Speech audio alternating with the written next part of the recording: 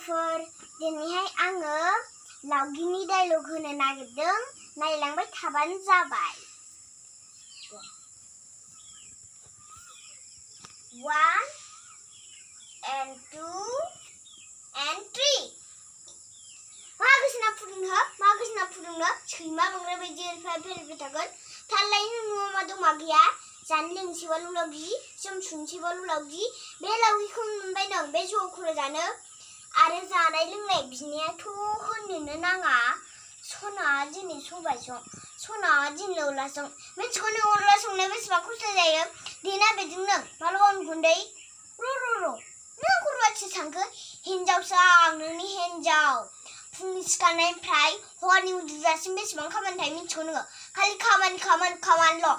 आं जायगायाव थानानै नायबासो बुजिगोन नों स' आङो खालामखांबाय स' लोगोफोर नोंसोरो आं बे भिडिअखौ मोजां मोनोबा लाइक आरो शेयार बानायना हरदो आङो दिनैनिफ्रायनो फानि भिडिअ बानायग्रा जानोसै आरो बाय बाय सी यू